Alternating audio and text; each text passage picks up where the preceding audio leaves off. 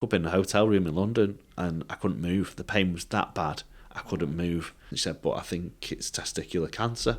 The worst I've ever felt in my life. Single, 29, still living at my mum's house. I was accepted at that point in my life when I was 29 that I'd never be a dad. Scans called me in, you've got cancer, it's spread into your lungs and your stomach. I felt like my life was over. And she was like, what are you doing here, Paul? Why have you come to a regional meeting when your wife's in hospital? We think you've got bowel cancer. Whatever happens to me, she said, you and Lewis will be fine. She says, I've got death in service with work, and I've got a life insurance policy that'll cover me if the worst comes to the worst. We're going to want to try IVF and see if it works. And Lewis George McCormick was born in February 2022.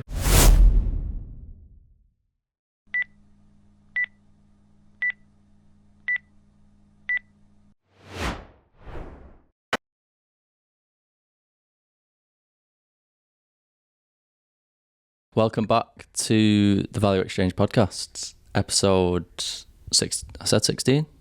Episode 16. I'll cut that out. Yeah. Today I'm joined by Paul. Welcome to the podcast. I'm Audie, mate. You okay? Yeah. How are we doing? Yeah, very well, thank you. Yeah, really pleased to be here. Good, cool. I'm pleased to have you here. What's that hoodie you've got on? So this is Andy's Man Club, which is a charity that I volunteer at every Monday evening at the Etihad Stadium. So, yeah. Okay. I think that's a good starting point. Yeah, absolutely. It's a charity that I became involved with as a user myself. So I'd say perhaps go back now, probably about 18 months ago. My wife was recovering from bowel cancer. She'd had cancer treatment, major surgery, and I'd taken a sabbatical from work to look after her and help bring my little boy up. He'd just turned 1 when we got the news, and I just motored on through that time. I dropped everything, and my priority was helping her and being a dad to him and ensuring that he had the stability in his life, and that his parental care didn't drop off at any point because of what we were going through. So we were on this journey together, and probably she was diagnosed in, I'd say, the April, and it wasn't till like the following May, had she got better and she'd returned to work, that I started to question about what I was going to do. So I just turned 40, and my career previously was in retail management. I'd done the best part of 20 years as a store manager and section management, team management. And whenever you're in that role, you put in a lot of hours and you put in a lot of time. You take calls on your day off. You put the job first, not intentionally. It just so happens that's how it evolves, and you very rarely switch off from it. And I knew, having been through what I've been through with Zara, my wife, that there's no way I could go back to doing that job. I had a bit of a crisis of confidence, and I started to think about, 40 years old, what am I going to do? So my mental health really started to suffer, and I went to see my GP several times with it. And when I went to him the last time, he said to me, look, he said, we need to address the root cause of all this. He said, and, ultimately, you're not going out, you're not mixing with people, you're not talking. He said, you're literally living your life, looking after your son, looking after your wife, carrying on. He said, but you're not making human connection. He said, you've gone from being in a job where you talk to people every day to actually talking to nobody. He said, so have you thought about going to Andy's Man Club? And I was like, no. I said, I've seen the signs, I've seen the posters. I said, but I've not really thought anything more of it. He said, there's a few that meet up in the area. He said, the Etihad Stadium, he said, there's one there. So it's all right. I said, Etihad. I said, I'm a big fan of Manchester City, so, have been all my life. So that made it easier for me to go to that group. I think if it had been in somewhere like a community hall or something, I would probably just not bother going. And I relate that to when my son was born. My wife was always trying to encourage me to go to like dad groups and stuff, and I always found it. I never went to any because I always thought like, I won't know what to talk about to anybody, and everyone will have already established their own groups there, and yeah, I probably suffered with confidence in going to that, but going to something that was there to support mental health and encourage men to open up and talk, and especially having a link to Manchester City, I thought, you know what, I'll give it a go. I'll go and I'll see what it's all about. So I went there on the just over 12 months ago now, and it wasn't until I'd been going about 2 or 3 times that I actually really opened up and started to share more about what I've been through and more about my life and my experiences and stuff that I've shared there I've not shared with anybody before, because it's creating a safe space and allowing men to talk openly and talk freely. The format is exactly the same every week. So we have 5 questions. The first 3 questions are always the same. So, how's your week been? We'll talk about a positive from your week. And the last one is, have you got anything you'd want to get off your chest?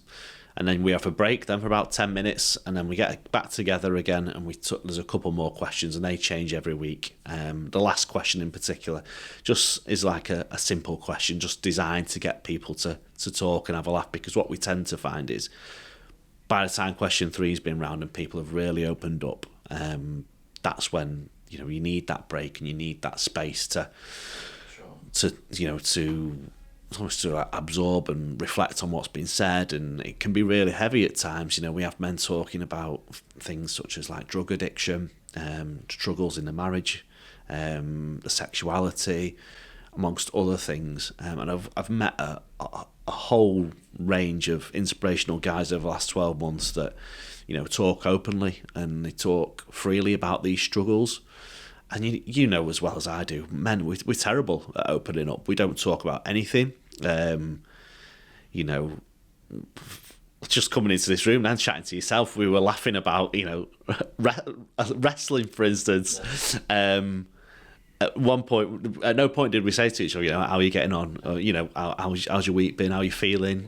We just don't. It's just not normal to us to talk like that. But attending that group and having that space almost forces you to actually open up and talk freely and combat these demons that are playing with your mind. So started going there a little bit after Christmas. The guy who leads the group, approached me and said, have you thought about wanting to become a facilitator at the group and helping us lead the sessions? And I was it was a real privilege and an honour to be asked to do that. And also, it gives me an opportunity to carry on helping to lead and almost manage a process, because my background is in management, and I, still dipping my toe into that water and enjoying it, and working with a group of guys to help create a safe space and help run the sessions. We've done things outside of the club on a Monday night, so we've done engagement tables at various events. Myself and one of the lads there did recently the 3 Peaks Challenge at the Yorkshire Peaks. Some of us have done some press as well around it. So we've worked with Manchester City, filming content for their social channels. So yeah, it's opened a lot of doors for me, and I've met some really inspirational guys. So, and now part of that group of people that helps lead and arrange the sessions and ensure that we are delivering a good standard of session as well, a really high standard. So yeah, amazing. There's a lot to unpick there, mate, so bear with me. Let's rewind. What, for anyone watching that hasn't heard of Andy's Man Club, because we are in the space, so we know what it is, we know what they do, but for someone on the outside who maybe just heard the name and don't actually know what it is, can you give a brief on what Andy's Man Club actually is? Yeah, so ultimately it's a suicide prevention talking group for men. So the great thing about Andy's Man Club is, there's no registration, there's no fees, there's no phone calls that needs to be made. You literally go on the website, search for the group, you put your postcode in, find the group that's nearest to where you go, and you can just turn up on a Monday night. There's no, like I say, no tape to cut before you get there. There's, I read last week there's 2 million people currently in this country waiting for counselling on an NHS waiting list. There's something like 8 million people that are on antidepressants and medication currently. Mental health in youth is 75% higher now than what it was when I was a young person. So it's a group designed to make men feel like they're not alone and that they've got a space there to talk about. It was set up in Halifax in 2016. One of the co-founders of it, Lou Campbell, is a former professional rugby player, and he set it up after his brother-in-law Andy took his own life. And he set it up in Halifax. Literally met at a social club there. I think there was 8 men that attended the first session, and it's just gone on and grown from there. So I think there's just under 300 clubs in the country at the minute. There's around just below 6,000 men a week that attend. We want to get to 10,000 men a week attending by the end of next year.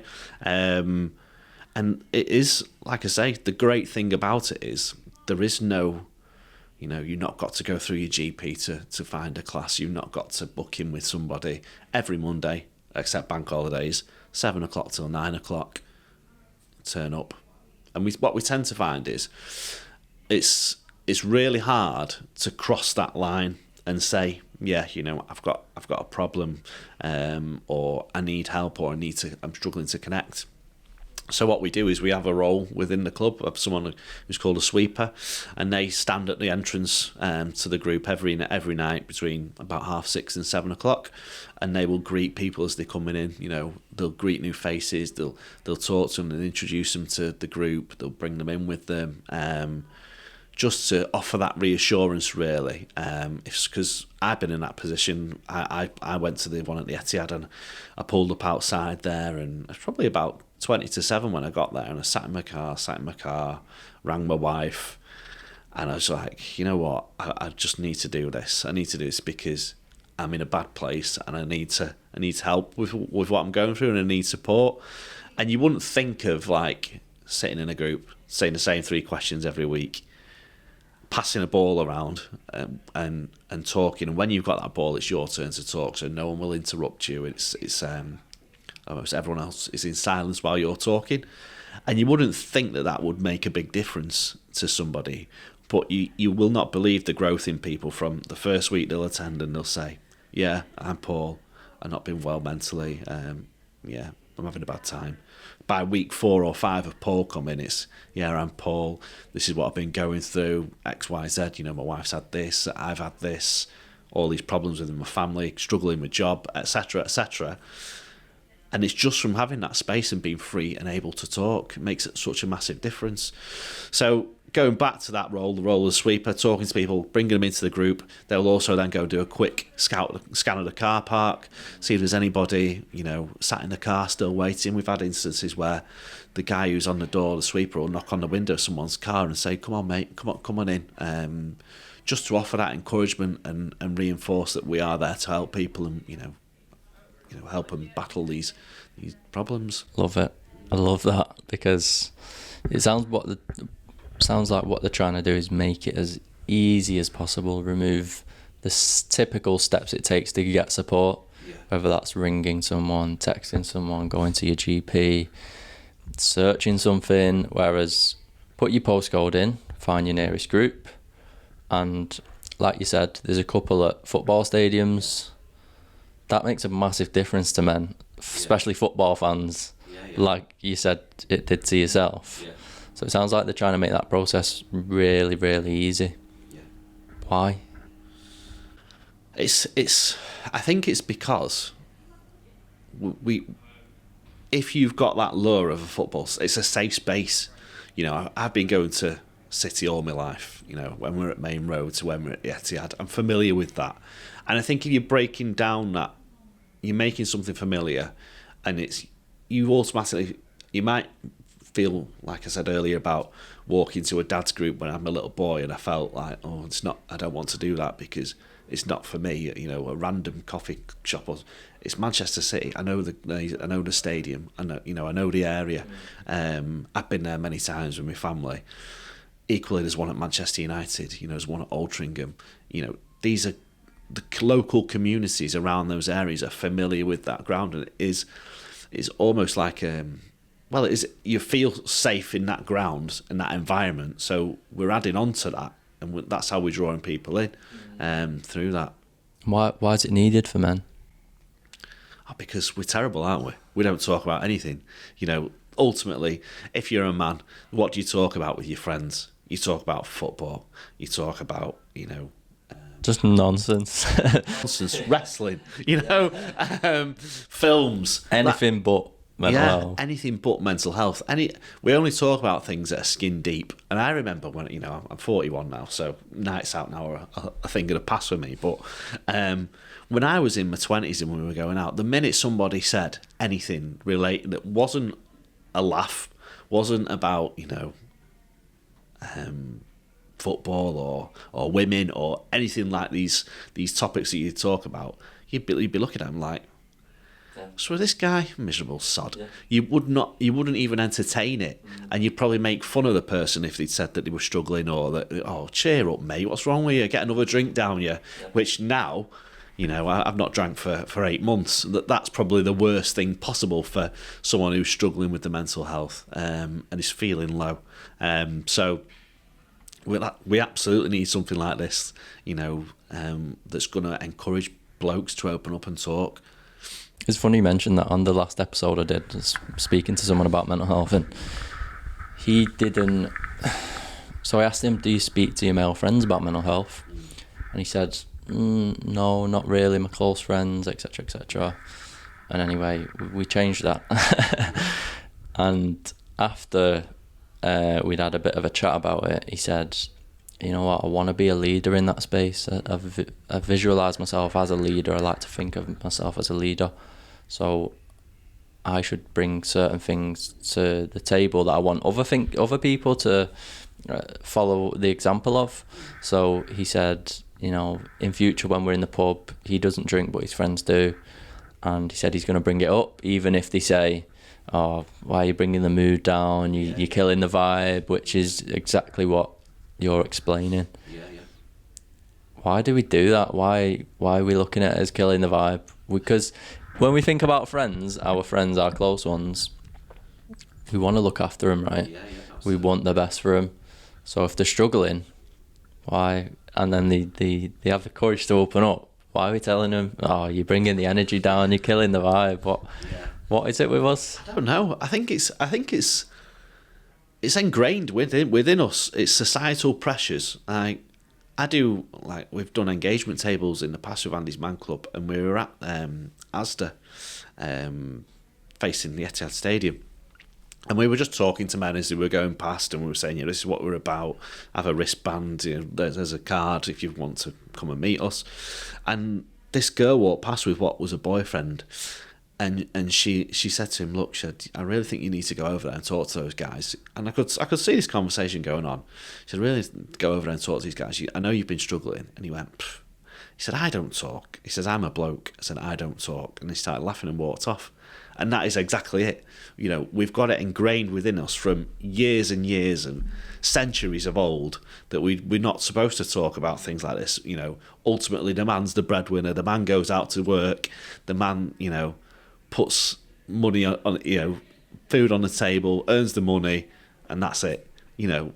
Certainly in my youth growing up, my dad was out every week, every day, every weekend working. Very rarely saw him. He was self-employed. The only times we did see him was when, he'd rarely take a day off or we were going on holiday, but then ultimately he was back to work. And that's almost probably, that's drilled into centuries and centuries, centuries, years and years, decades of men. It's baffling, but we do need to, and I think we are getting better at it. And there's definitely, things popping up now. Aside from Andy's Man Club, there's something called Men's Sheds that I've heard of, and there are other groups to encourage men to talk more. 2 pints deep. I've not heard of that one. But really? Yeah, no, I've not I'll heard of that. I'll tell you all about it later. Yeah. We definitely need to, because it's about educating people as well in what's out there. Like, for instance, you just mentioned 2 pints deep. I've never heard of it before, but that's something that I would think about. If you mentioned it, I think, oh right, okay, there's another one. So yeah, no, there's charities popping up all over now, and initiatives, campaigns. It's needed, clearly. Yeah.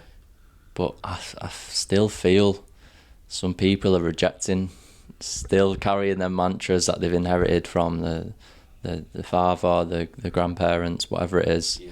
Men don't talk, I'm not talking, man up, be strong. Yeah. A lot of people are rejecting it, but there's also a lot of people that are accepting it and making a change. Those that are accepting it and want to make a change, how big is that if they, have a vision to become parents, or they're already parents? So, for example, you are open about mental health, you're doing a lot of great work in that space. What's the impact on your son? I want to create a space for my son that he can open up and he can talk, and he doesn't feel shame in saying that he's not all right, or he doesn't feel that he can't talk to me about anything. The worrying statistic is suicide is the biggest killer of men aged 54 and under, and we can't live in an age where that's the case. So ultimately, by me doing what I'm doing now, I'm laying the foundations for my son going forward, and I just hope that he, as he's older and he sees myself and he sees what I've shared and what I've spoke about, he can think, well, actually, yeah, I am having a bad time of things. I mean, I go back to like my GCSEs and I was stressed out and I was covered in eczema all over my hands, all around my eyes, really, really battling with these struggles, and I didn't talk to anyone. We weren't equipped to talk to people back then. You just go to your bedroom and bury your head in the pillow for, a week or two, and then come out the other side of it when your exams are done. But there's so much stress, and I think so much pressure around young people. And, we see it with the impact of COVID, and we locked a lot of young people away in the bedrooms and separated them from their friends for the best part of 18 months. We'll be reaping the rewards of that for years to come, because that is such a critical age for you, when you start to make these connections and you start to discover who you are and you're starting to, realise about things about life. Well, actually, we just put them in a way in a bedroom and said, dial into a call, and yeah. Insane. We'll never truly understand the consequences of COVID on not just young people, on everyone. I think the isolation, lack of connection, social interaction, the disruption in education, just I could go on and on and on. And I don't know, I feel like it stopped people from developing as they should, developing social skills, anxiety through the roof. No one wants to go out anymore. No one can get on public transport and go to a job. Like, people are struggling with a lot of mental issues that COVID, or the impact of COVID, brought around. Yeah, 100%. I mean, I worked through it because I was in retail management, so I was going out every day, and you see the worst of humanity when I was working through that. I had people spitting at people, I had people fighting in the shop, I had people getting racially abused because they were told to, they had to wait queue to get in. It just brought out the worst in everyone. So not only we were separating people from each other, we were heightening like tension and heightening aggression and all these bad feelings that were there. And when it first came out, you'd be walking your dog at night, and somebody on the street walking towards you, they crossed the road to be away from you because we didn't know. And looking back now, you think it's insane that we lived through those times. But ultimately, that's human interaction that we're cutting off completely. Even just walking your dog overnight, I mean, sometimes you have the same conversation with people. Like, oh, is it a boy, is it a girl? How old is it? What's his name? Yeah, what's his name? See you later. Yeah. But for some people, that might be the only time that they get to speak to somebody that day. And, we stopped that for a period of time. And like you say, we'll never truly know the impact of that. But, we're still facing into that now. Yeah, I think social media and the internet also plays a role in that.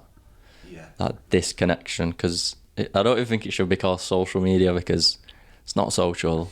No. And no one really interacts in person anymore. Even when you can work from home, you can text your friends on Instagram, Snapchat, whatever you use. Yeah. There's not that connection anymore, and I think that has an impact on mental health. Yeah, absolutely. I mean, I've said that this year I want to come away from them all.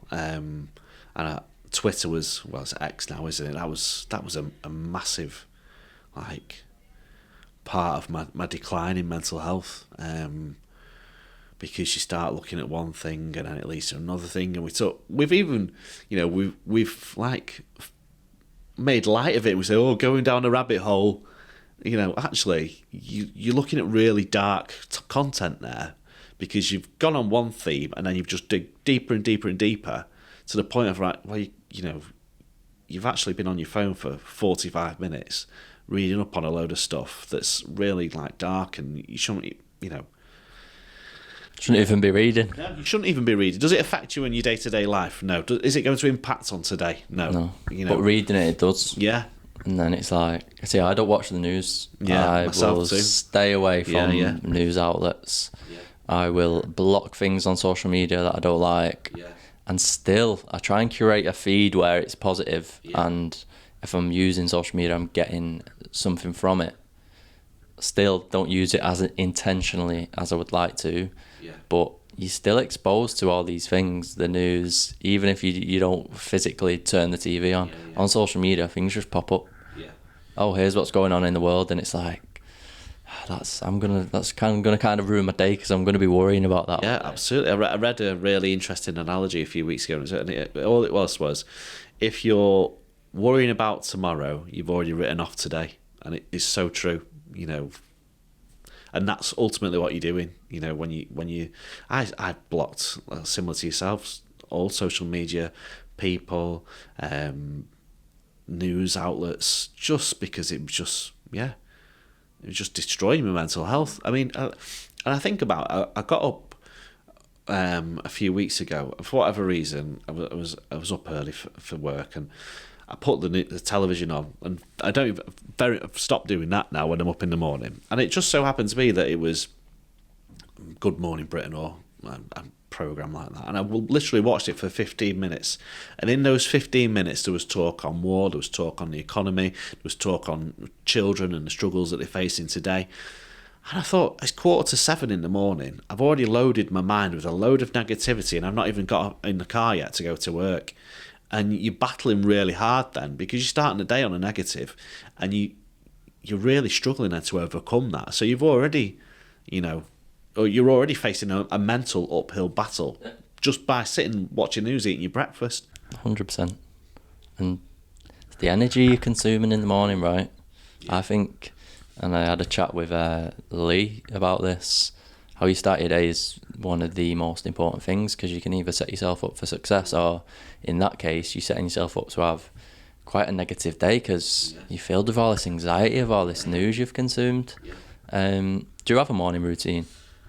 No, so I always, it sounds strange, but I always try and make sure, like, I have a pint of water by my bed. So when I wake up in the morning, I drink that, because ultimately I know I'm hydrated. Why does that sound strange? Just, I don't know. It's a cue. Yeah, you see it, you're gonna drink it. Yeah. So I drink a pint of water, get up, shower, go downstairs, let the dogs out, and then I always have, like, I used to have cereals every day, milk, sugar in my coffee. Cut all that out now. I will always have yogurt, fruit, a little bit of granola, nuts, seeds, and I'll have that to start my breakfast. I'll have a coffee, no sugar in it. Spend some time with the dogs, and then it's literally a case of getting ready and go for work then. But one thing I did a few weeks ago that was really good, and I've stopped listening to any sort of news broadcast now, so I'll listen to a podcast or I'll listen to a book in the car. And I challenged myself. I thought, right, I'm going to look for 10 positive things this morning, and see what impact that has on my mood. And it was driving to work, and it was just things like the blossom on the trees, the sun was shining, the traffic was clear. I saw a little boy playing with his mum, and I saw a little girl, get dead excited to see her dad. And I was like reflecting about these, and the birds were singing, and it put me in such a good mindset as I walked into work, and I was like, wow, this is a really good start to the day. I've not listened to talk sport, I've not listened to people slagging off my football team, I've not listened to the news where all these things are happening outside, and I was actually buzzing as I walked through the door, and I'm quite a positive person anyway now. When I'm going to work, I'm always like whistling or singing or I'm humming something, and I just feel like really grateful at times. And I think expressing gratitude is a massive win for your mental health. And listening to audiobooks and actually listening to what they're saying, but I only used to focus on, when I listened to or reading, was horror fiction. That's all I would read, or real life crimes and stuff.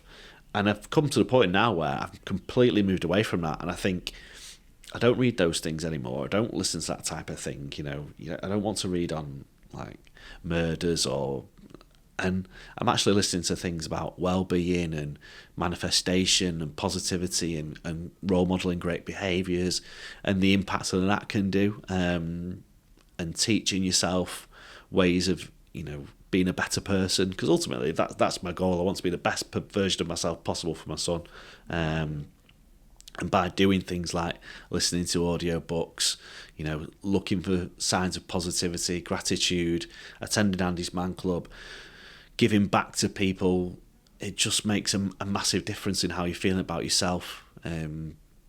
Rewires your brain, gratitude. Absolutely. Yeah. It's the opposite of what we describe with the news. Yeah. So you consume the news, all that negative, sets you up negatively for the day, if you like. You express gratitude, which is something I've started doing. Yeah. Either I'll do it in the morning, if I don't do it in the morning, I'll do it at night. Yeah. I'll just write down 5 things I'm grateful for. Yeah. Often I could go on forever, because we don't realise how lucky we are, whether it's roof over the head, we've got water, we've got a phone, we've got a bed to sleep in. I could go on and on and on and on, and it just helps you focus on what you have rather than maybe what you want, because we all want a million things. Yeah, we do. And the worst thing you can do is compare yourself to other people, isn't it? Yeah, 100%. On that note, what are 5 things you're grateful for? 5 things I'm grateful for today, or in general. In general, I'm grateful to be in a position where I can help other people. Grateful for my son. I never thought we'd have a little boy. Grateful for my wife. Grateful that I've got a roof over my head. And I'm grateful that my family are healthy and well. So, love that. How do you feel saying that? It's funny, isn't it? I feel like I'm beaming with pride saying that, and I've got a smile on my face. Yeah. And I can feel that energy coming off you when you say it. Yeah. And as well as writing it down, I like to actually say it, because there's a bit of a difference there where you actually vocalise it. And I noticed this when I did pretty much the same thing to you. I forgot to, well, I won't say I forgot, I didn't make time for it one morning. Yeah. So when I was walking into work, I was like, you know what, I'll just do it now. So I just said it out loud, whatever I was grateful for. Yeah. And I just felt more positive. Yeah. Definitely noticed an impact. Yeah. The person that you talk to most in your life is yourself. So it's really important that you're saying the right thing to yourself, because it's too easy to beat yourself up in the morning, or or in any day. It's too easy to do that, and we almost default to doing it. You compare yourself to other people. Why have they got more money than me? Why is he driving a nicer car? Why is that person getting on in work or in life? Why am I not? Yeah. And it's just negativity that you're feeding yourself and you're ploughing yourself with all the time. Whereas if you actually start to say positive things to yourself, like, oh, I'm grateful that I went trampolining with my little boy yesterday, even though I can hardly walk today because my back's killing me. But to see the energy and the enthusiasm that he's expressing, and it's beautiful to see. And I talk about this quite a lot at Andy's Man Club. Like, he starts the day and he'll shout out, "It's morning time." As soon as he wakes up, "It's morning time," and it can be 6:30 in the morning, it can be 7 o'clock, it can be 8 o'clock, but he's absolutely buzzing and he's fired up for the day and he wants an adventure. And I think, wow, great, that's the first thing in his mind. He's excited and he's positive about the day before it's even started for him. And there's something in there that we can take, you know, we can learn from a 3-year-old, and we can learn through the eyes of a child, you know, that excitement, that enthusiasm, you know. If we could just mirror a little bit of that, it'd make a massive difference to how we're all feeling. We lose that a little bit when we get older, don't we? Yeah, we do, absolutely. With responsibilities and everything else, and we lose maybe the ability to connect with the inner child and do things just for fun, because a lot of the time we're doing things out of obligation. Oh, I need to do this, need to do that. It's like, when are you ever just bored? Yeah.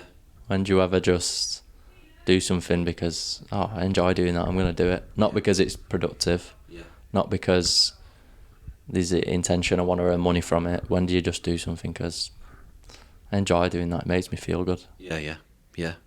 Very rarely. Yeah. You know, one of the things that I've read up on with mental health and feeling better about yourself is to practice something creative, whether that can be drawing, you know, whether it's reading or writing, or, you know, I play guitar since I was 15. And more recently I've picked it back up again and making time to play it, and just by learning songs and playing them through a couple of times, again, makes you feel good about yourself. Creative expression. Yeah. Do you write? I keep telling everybody, I want to write a book. That's my... Okay. So Andy's Man Club this year have come up with the mantra of Mission Possible. Not Mission Impossible, Mission Possible. And it's about setting yourself a target and pushing yourself outside your comfort zone to learn something new or do something. And it might be that, you know, for instance, Lou Campbell, who helped set the charity up, he's doing 5 Ironmans this year. Now, you might not. Your Mission Possible might not be 5 Ironmans. It might be that you want to lose weight, or you want to learn how to play an instrument, or you just want to, you know, get out of bed an hour earlier in the morning. But my Mission Possible is I want to write a mental health book that talks about my experiences in life, but also offers advice and tips to other people. I want to inspire other people through my experiences and you know, help them believe in themselves a little bit more. And what are your experiences? How deep do you want me to go? Where do we start? I can...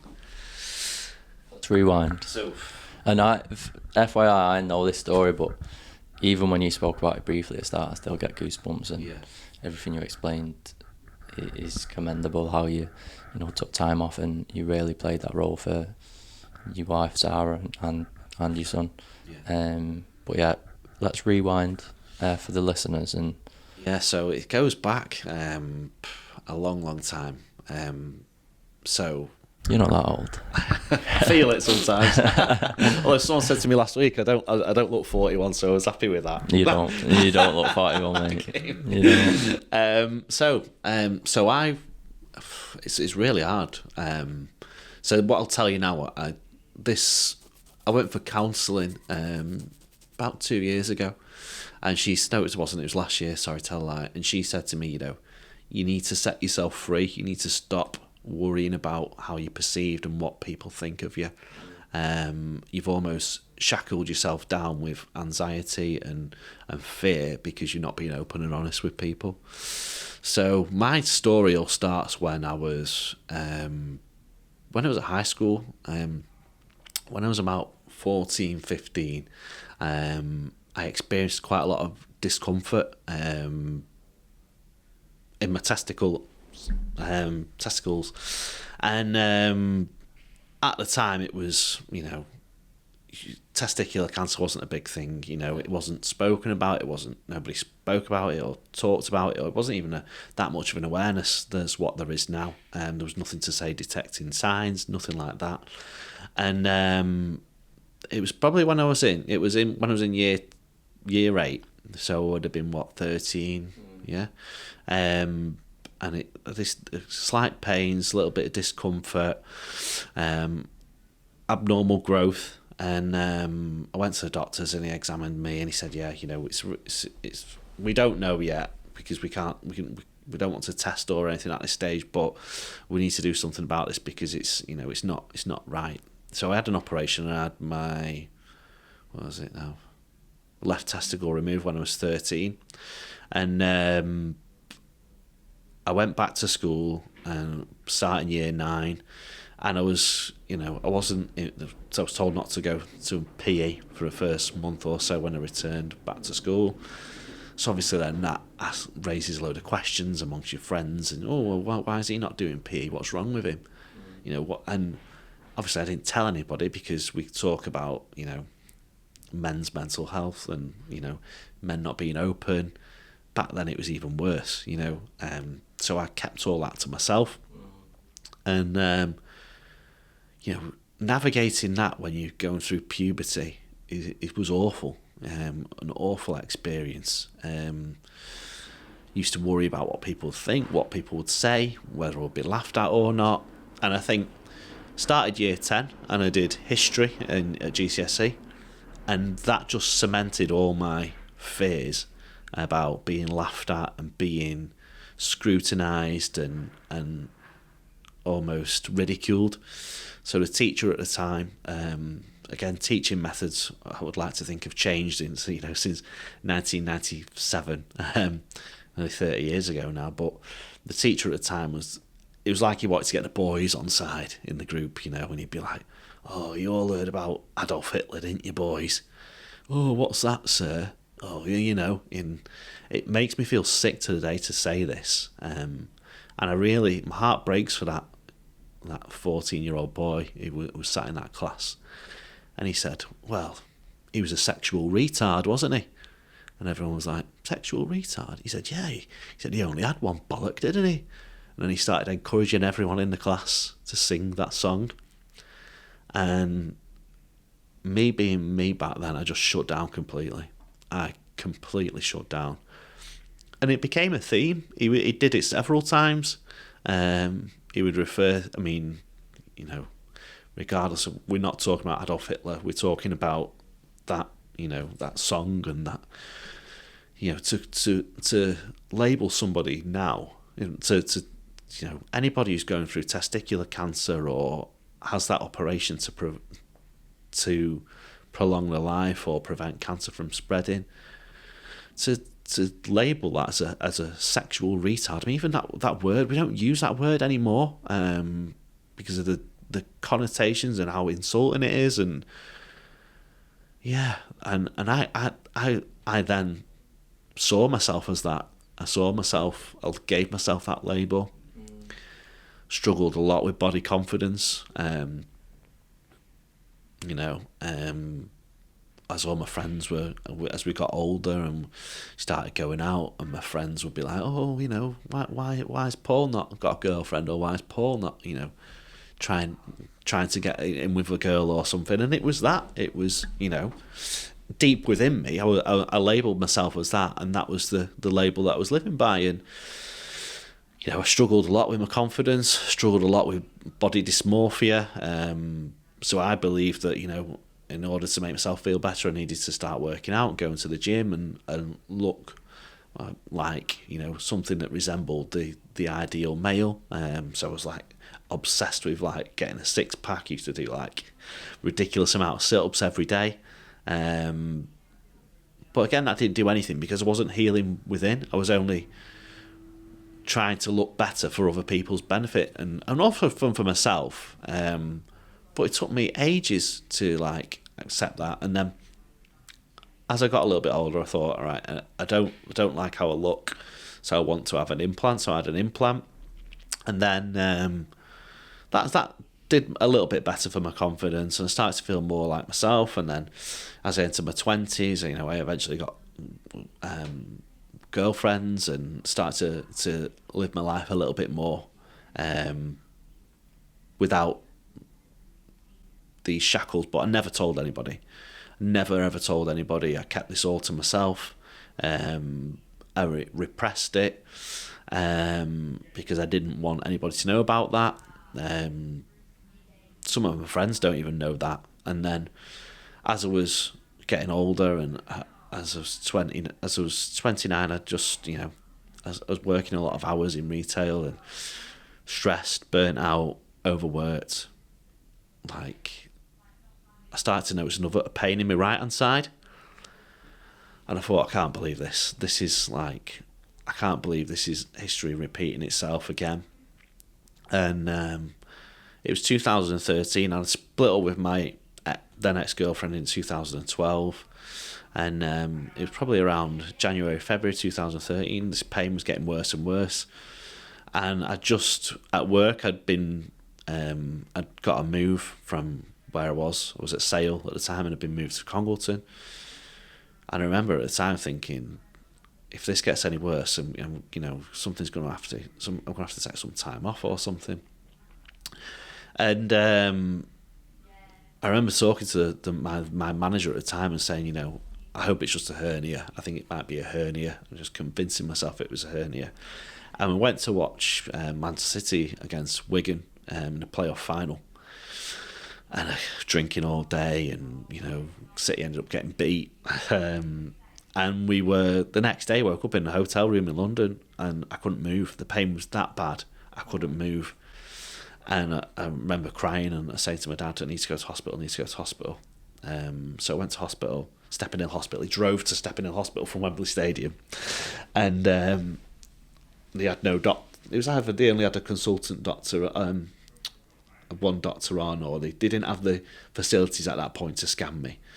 So she said, you know, the doctor who did see me said, you know, I'm really worried about this. I wonder what, you know, I hope it isn't. She said, but I think it's testicular cancer. And I was like, I can't believe this. I can't believe it's happened to me again. But prior to that, I'd been to see my GP in the January of that year, and he said to me, "Oh no, it's not cancer." He said, "It just sounds to me like it's a sexually transmitted infection." I was like, "Well, I'm not done. You know, I've not been sleeping around. I've not, you know, it's not sexually transmitted." He said, "No." So I was on antibiotics and ibuprofen and paracetamol for, when was the playoff final? May. 5 months prior to that point. It just kept increasing the strength of them and telling me it was, you know, it was something. And it's only through my mum going to church that actually, one of the people at her church, he worked on the urology unit at Stepping Hill Hospital, and she'd been speaking to him, and he said to her, you know, tell your son to come and see me, and we'll get things moving. So I went to see him one day.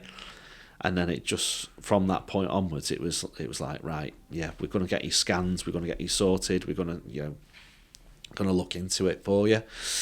So I remember going for scans, and I couldn't. The bloke was trying to scan me, what is it they put on pregnant women, where they, you know, we put gel on them and then they put asking the wrong guy. Yeah. Is it ultrasound? Yeah, ultrasound scan. So he was trying to do an ultrasound scan on me, but I was crying. The pain was so bad. So they had to delay it, and I went back a week later and I did the ultrasound scan again, and he said, like, it's a tumour. You got a tumour in your testicle. And believe me, mate, that is the worst I've ever felt in my life. Single, 29, still living at my mum's house. I remember going back and I had been in my bedroom. I was thinking, this is what I've got to show for 29 years old. You know, this is what I'm facing into. And I remember just like lying in bed, just crying, and not knowing what to do in my life, and just thinking. At that point in your life, you think, well, that's it. I'm never going to be a dad. You know, this is it now. I don't know whether I'm going to get a girlfriend, you know, because all those feelings of, you know, feeling like a freak or feeling like, you know, it just all came coming back tenfold. And I thought, you know, what am I going to do? What am I actually going to do in my life now? I felt like my life was over. I remember changing my Facebook profile picture to just a black screen, because I just thought that's how I feel and that's what I'm staring into now. Yeah, went for scans, and whilst all this is going on, my wife had heard through the grapevine that I wasn't well. She wasn't my wife at the time. She was just a girl that I used to work with, and she approached me on Facebook, and she was like, "Oh, I heard you're not going through. You're having a bit of a bad time of things." She said, "One of my friends is in a Guns N' Roses tribute band, and they're playing in Manchester. She said, I know you like Guns N' Roses. She said, would you like to come and see them with me? She said, it might lift your spirits a little bit and make you feel a bit better. And I said, yeah. And I knew I had to go to that gig, and I was in so much pain, mate. I could hardly walk, which is unusual for testicular cancer, because the symptoms normally are, it's numb. You can't feel it. It's a swelling, a little bit of discomfort, but it's not pain to the point where you can't get out of bed, you can't walk. Anyway, I literally fought back all the pain and ploughed myself with painkillers, and I went to see this tribute band with her, and that was it. Then she almost became a constant in my life from that point forward. So went through. I was clear with her. I said, this is what I'm facing into, and she was like, "Oh, it doesn't matter. We'll get through it together," sort of thing. And so I ended up having surgery again. I remember at the time they said to me, before we do surgery, we're going to give you a chance to, if you want to be a dad, we're going to, you can still bank sperm if you want to. So again, I did that, and I remember that was a traumatic experience as well, because when you're in that much pain, the last thing you want to be doing is banking sperm. So I did that at Manchester Royal Hospital, and I did that at the time. I thought, I'll do that, and I don't know what will ever come of that, and whether or not I'll be a dad, I don't know. And they were like, there's a good chance that you will still be a dad, and that was far from my mindset at that point. I just thought, that's it. No, I'm never going to be able to face into that. So I had surgery and had my right testicle removed, and coming back from that was really hard. But I started to feel better. Went on days out with my wife. We did things like Chatsworth, and went for picnics and stuff. And I remember getting back in touch with work and saying, I've had surgery now. I'm ready to come back. But as part of the procedure, Christie's had to give that authority that I was ready to go back to work. They wanted to do further scans and blood tests just to make sure that because I had a testicular tumour, there is the chance that it can spread. But I felt good in myself. I thought, no, I'm all right. I'll go back to work. I'm fine. And I remember meeting with my manager, and she was like, yeah, we're all ready for you to come back. She said, but just let me know how you get on at Christie's. Went to Christie's, did the scans, called me in. Yeah, you've got cancer. It's spread into your lungs and your stomach. And I was like, I can't believe this. I can't believe that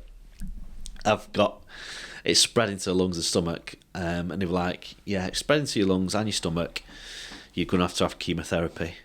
We can start you the week after next. And I was like, I'd gone from overcoming the surgery, being in a really dark place, starting to put things back in place in my life, to being shot back down again. So that was 2013. So I started chemo in August of 2013, and I finished my treatment on the 2nd of November, 5 days before. Was it? Yeah, the 2nd. 5 days before I was due to turn 30. And that was a lot. I mean, I've got no hair now, but I used to have a nice head of hair. It all fell out. Put on a load of weight, lost all my eyebrows, or struggling with chemo. Side effects of that were really intense. Because everything's the worst I've ever felt on it was. You've got to have your blood cells and your platelets have all got to align and be at a certain level before you can have chemotherapy. So you're going on a Monday, they check for that, and then you just wait until the results came back, and then you'd be given a bed or not. And one time they noticed that my blood were taking a while to come back, so they gave me these injections which were to boost. I think it was blood platelets, I think, that they measure. And these injections, you have to put them into your stomach, and you have to take them for a week before you're due to start your treatment. And I was honestly, I couldn't walk up the stairs. I was like, the pain in my bones and the aches, it was awful. I literally felt like I'd aged about 55 years in the space of a day. So yeah, I had the chemotherapy and I had the surgery and I had the treatment, and throughout all that, there was a lot of mental demons and a lot of feelings from my youth that just came flooding back. And you know, Zara who's now my wife, was amazing throughout the whole time, and I met some incredible people on the way. Sadly, one of them's no longer with us. And he said to me, he said, "Your girlfriend," he said, "she's a really, really good girl." He said, "You need to do right by her." And I was like, "Don't worry, Chris." I said, "I will." And he sadly passed away that year, and think about him still a lot. And he'd only been married 12 months, and I remember he had his 1 year anniversary meal in Christie's, and he had children as well, and it just, honestly, mate, the whole thing's one of the most inspirational people I've ever met. But yeah, so I went through that trauma, returned to work in January, and again, didn't tell anybody, just kept all that to myself, what I'd been through. People knew that I had testicular cancer, but they didn't know to what extent, and they didn't know that I'd faced into something similar when I was 14 years old. So yeah, returned to working in January and started off on reduced hours, and because of the nature of the retail beast, reduced hours went out the window after about a few weeks. And yeah, so I got myself back, started to run as part of my rehabilitation, because obviously when you're going from doing nothing for 6 months and having surgery and treatment, it absolutely destroys you. So I started to go running, and I remember going to a football pitch, I think probably was New Year's Day in 2014. I thought I need to run round this, just see how fit I am. I couldn't run round half of it. I had to stop. I was absolutely done in. So I did that couch to 5k, and that was my way of building myself back up again. So moved in with Zara so returned to work full time. Moved in with Zara around the June, July that year. And then we got engaged the following year, and I said, well, after we got engaged, I wanted to do a run. So she signed me up for a winter run at the Etihad Stadium, 10k. I think that was February 2016. I think that might have been. And I did the 10k run. 51. I've said to myself I did it in 51:07, but I found out the other week when I actually googled it, I did it in 51:38. But to go lying. You've been lying to myself, yeah. But I'd gone from not being able to walk up the stairs to be able to run 10k in what was a really, really good time. And that felt good, felt fit, felt healthy. We got married. We raised thousands for cancer research. So as part of the signing up for it, he got in touch with me and he said, why is it that you're doing the run? So I started to share about that, started to open up about it. But even then, I was proofreading articles from the paper. So it was in the Daily Mirror, we were in the Evening News, we were in Woman magazine, been on television. And even then he would send me the proofreads, and it would say on it, Paul had his right testicle removed, and I'd get back in touch with the journalist and say, no, don't print that. I'm in a position of authority at work. I cannot look or give people an inch to say, or poke fun or ridicule or anything. I said, I don't want anything like printing in the papers. And that goes back to 1997, sat in a history class where everyone's laughing about that. So even then, even 20 years older, as I was, I was in management, I got married, that was still in the back of my mind, because I never really faced into that or spoke about it.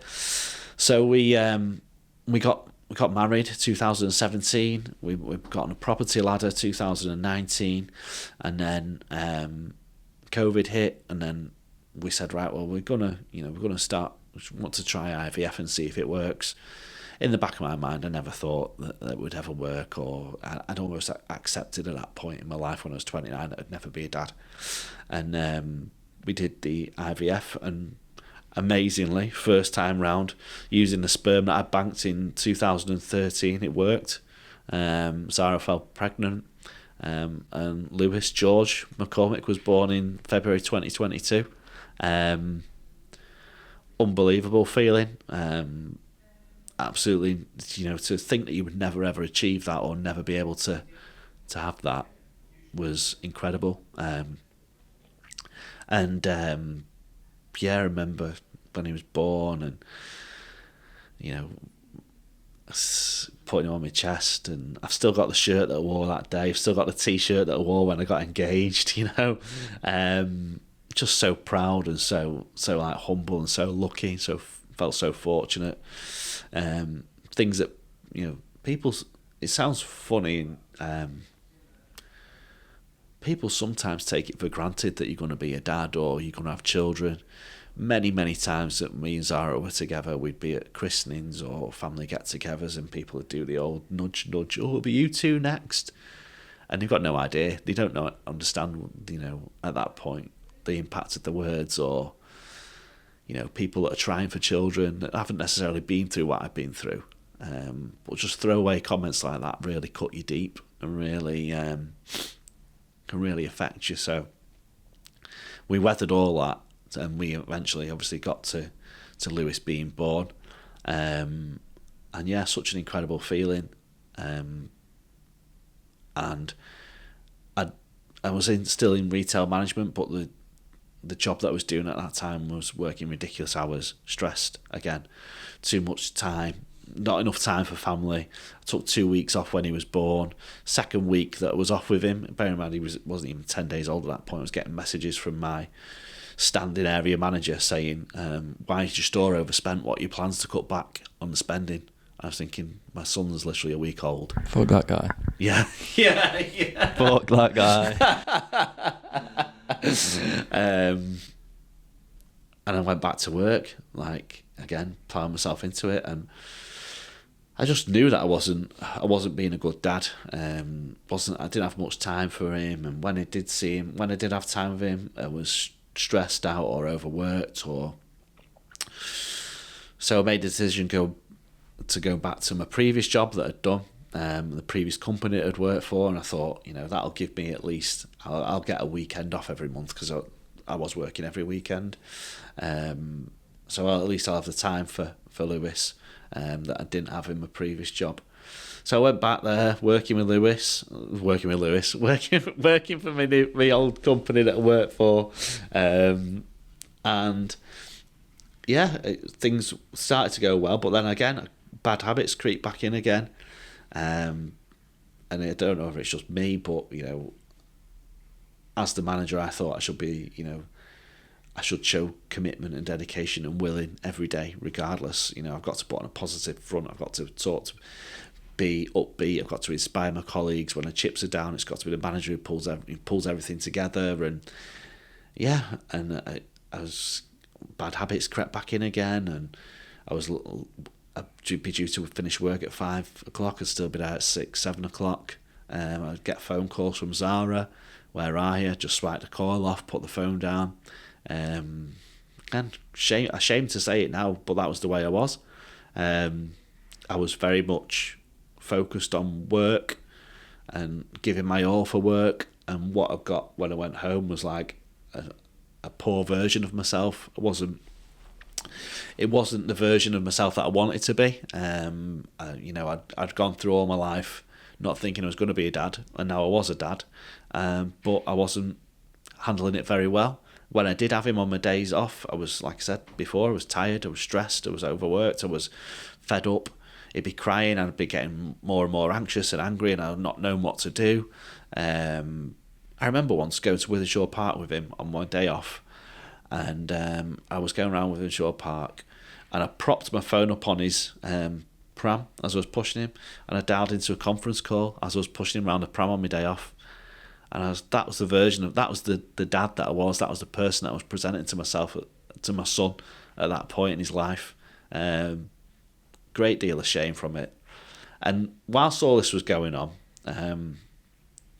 my wife went for some routine blood tests at the doctor's, and he rang her and he said, "Oh, you need to go to A&E. There's something wrong with your blood. We can't understand what's going on. You're losing blood from somewhere, but we don't know if you had any symptoms or anything." So she's like, "Right, I need to go to A&E." So she went to A&E and she had a blood transfusion. And I just thought nothing. I remember she was having a transfusion. I was at a regional meeting and I was just sat there and someone said to me, she said, "Are you all right?" And I said, "No." I said, "Zara's at hospital today. She's having a blood transfusion." I said, and she was like, "What are you doing here, Paul? Why have you come to a regional meeting when your wife's in hospital?" I was like, "Oh, it's nothing. She'll be fine. She'll be fine. There's nothing to worry about." And the one doctor who was there was like, "I'm not happy with this. I don't see where you're losing this blood from." She said, "I want to arrange a camera for you."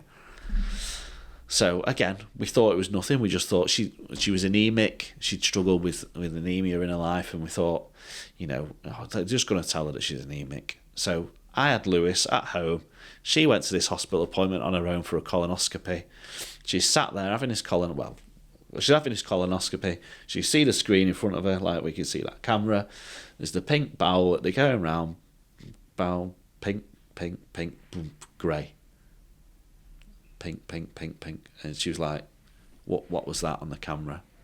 So she rings me up in floods of tears. She says, I've seen something on the camera, Paul. She said, they've got a nurse here to speak to us. She said, but you've got to come in as well. They won't tell me on my own. So I was like, fucking hell. I was like, I'm meant to be in work this afternoon. I've got Lewis. So her mum and dad then came to my house to look after Lewis. He'd have just turned 1 at that point. So I jumped in the car, goes to Tameside Hospital, walks in. There's a Macmillan nurse there waiting to speak to us both. We've seen on the camera what we believe is a tumour in your bowel. We think you've got bowel cancer. And both of us are just sat there like absolutely stunned. She said, but there's things we can do, there's things we can put in place, and we want to get this dealt with straight away. She said, we need confirmation first of what it is. She said, once we've got that, we will then put an action plan in place. But she said, typically it's chemotherapy and surgery. And I was like, I couldn't believe it. We got back in the car and we knew that her mum and dad were at home, and we didn't have milk in the fridge or something to brew up for them. So we pulled up outside Tesco, and we both just sat there in stunned disbelief in silence in the car. And she says to me, whatever happens to me, Paul, she said, sorry. Take your time. Whatever happens to me, she said, you and Lewis will be fine. She says, I've got death in service with work, and I've got a life insurance policy that'll cover me if the worst comes to the worst. And I'm sat there thinking, you're 35 years old. Was she 35? 34, 35 years old. Lewis is 1. We should not be having these conversations. I've been through it. Now you're going through it. And yeah, went back home and told everyone. It was awful. It was absolutely awful. And then that 2 weeks we were waiting was like, it felt like forever, because we didn't know what stage it was, how she was, what the treatment plan was, whether she was going to live. We didn't know anything at that point, so we were just literally waiting and waiting and waiting. And yeah, really, really dark time of both our lives. And it was funny enough, we was talking about it the other day. I said to her, through that period, that initial wait, we started watching Ted Lasso, and I don't know if you've ever seen Ted Lasso. No. I couldn't tell you what happened in that programme.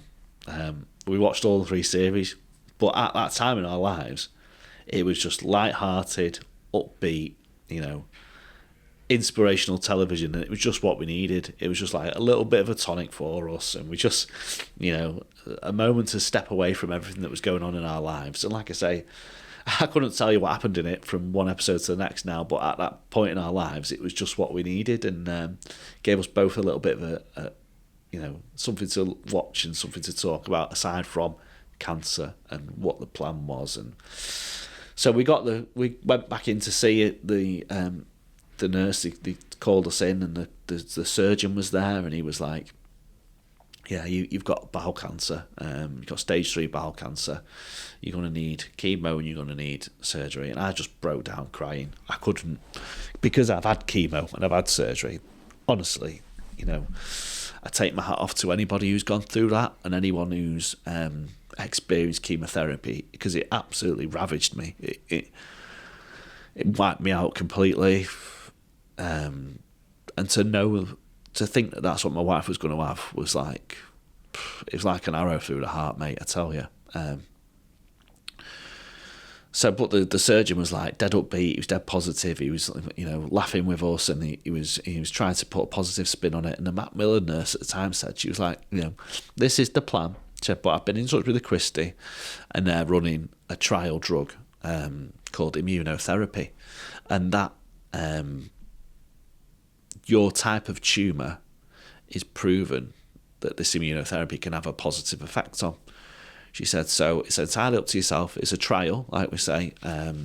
You need to go home and think about it with your husband and talk it through with your family, what you want to do. And then we'll go from there. She said, but if you go with the trial, you'll be with the Christie. If you go with the chemo, you'll be with the Tameside. So we went home, we talked about it, and then we went to see Christie's then. And my wife, she's super intelligent. She's a lot sharper than I've ever been. And she was like, bum, bum, bum, bum, asking all these questions about the treatment. And I was just sat there like bedazzled. And she gets all these questions, all these answers. She's researched it to the nth degree. And then the doctor's says to me, "Have you got anything you want to ask?" And I was like, "No." She's asked everything. Yeah. And he'll say, "You're very quiet. You not got anything you want to say?" So she started this immunotherapy. Absolutely no way near as invasive as chemotherapy. No, which was a blessing. She didn't lose any of her hair. She didn't put on any weight. It was just odd side effects, more aligned to fatigue than anything else. But she had this immunotherapy, and then they removed 50% of her bowel. Again, we didn't know at that point whether she would need a stoma fitting, and what impact that would have on her life going forward. But she had the treatment, and did the surgery. She didn't need a stoma fitted as part of it, and also they said to us when they went to operate on her, the tumour had pretty much gone. This treatment, all that was left was scar tissue, and the treatment had worked incredibly well. So we were relieved with that. Whilst all this is going on, we received news through various tests and things that she was tested positive for something called Lynch syndrome, which is a genetic condition that affects bowel cancers, cancers from the stomach region down. And the chances of cancer returning are quite high as a result of having this condition.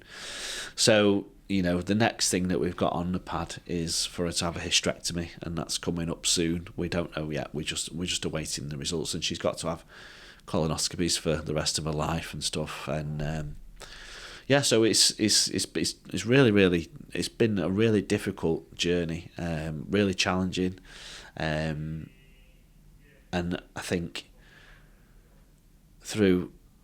she went to Maggie's, and she's developed a really strong support network through ladies on a group called, I think the group was called Where Now, and she's done workshops there. She's one called Look Good Feel Better, where she was on BBC television, and she was talking about her experiences, and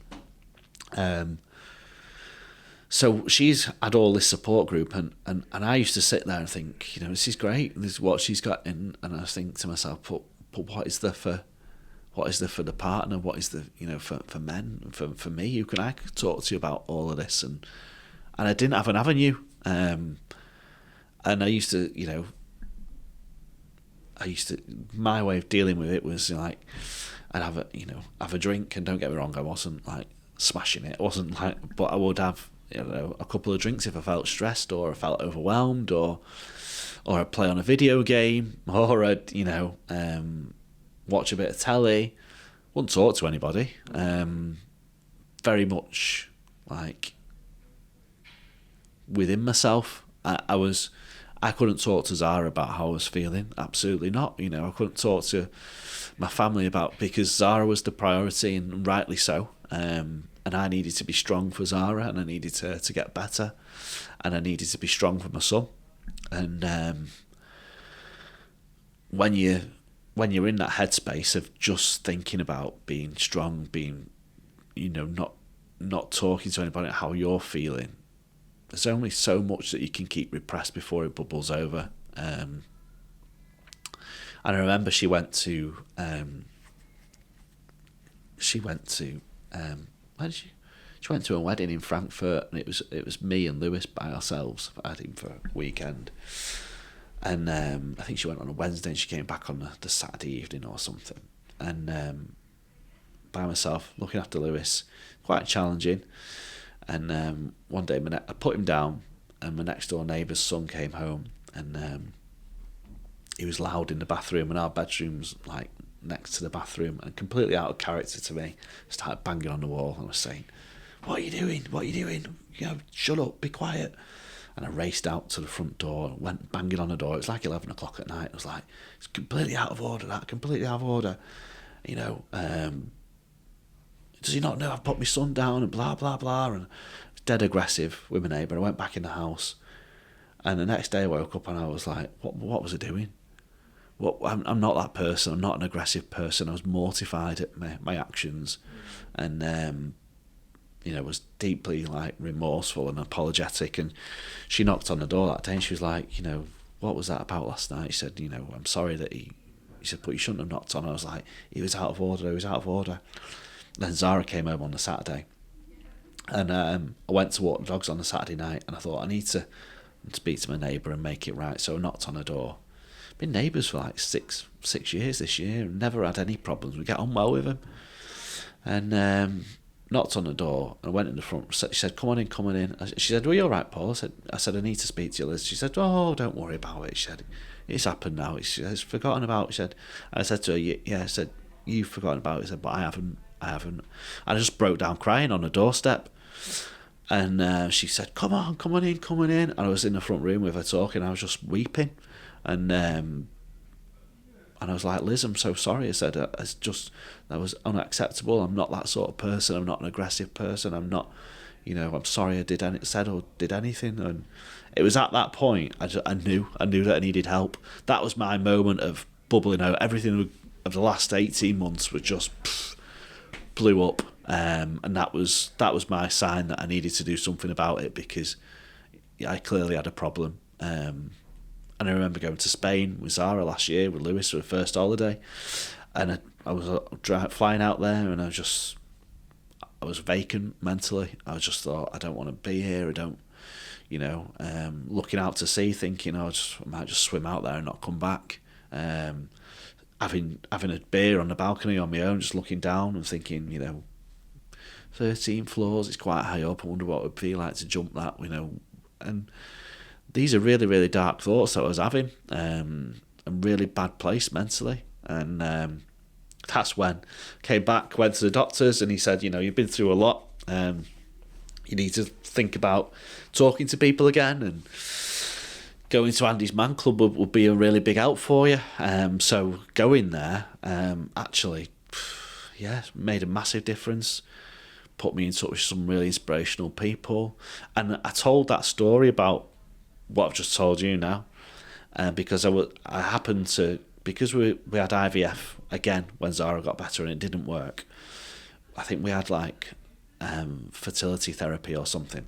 So she said, "Oh, you should go and just talk to this lady." So I went to see this lady, and I was talking to her. Ironically, the place where I'd banked sperm all those years ago. And she was like, "Right, talk. You know, this is the session. You talk to me about whatever you want to talk about. It's, you know, regarding fertility." And I just unloaded all this stuff on her, and she was like, she said, "You've been through a lot, haven't you?" She said, "How do you feel?" I said, "Oh, I feel like, you know, just talking to you has like made a massive difference into how I feel." I said, "I feel like a huge weight has come off my shoulders, and I feel like I can breathe again." And she's like, "Right, well, you need to tell people now." She said, "You spoke to me." She said, "What's stopping you from telling people?" I said, "Fear, shame, embarrassment." I said, deep within me, I'm still that 14-year-old boy who's in a classroom and everyone's laughing and nobody knows what I've been through, but I have to repress it even further, because if that ever came out, that's how I'll be treated. And she was like, right, she said, well, you're going to Andy's Man Club now, aren't you? I said, yes. She said, right, by the time we next meet next month, she said, I want you to tell what you've just told me. I was like, I can't do that. And she's like, why can't you? I said, because they'll laugh at me. She said, they won't laugh at you. She said, times have changed. She said, it's not 1997 anymore. She said, things like testicular cancer now, people are open and they talk about things like that. She said, you can't keep hiding from this, Paul. You can't run away from it. She said, because ultimately you're harming yourself by doing so. And I was like, right, I'll do it. I said, I'll do it. And anyway, I went to one session, didn't say anything about it. Went to another session, didn't say anything about it. And I had the appointment with her on a Tuesday, and I was driving in on the Monday night, and I was thinking to myself, I'm going to have to tell this story. I'm going to have to tell it. I'm going to have to tell people what I've been through.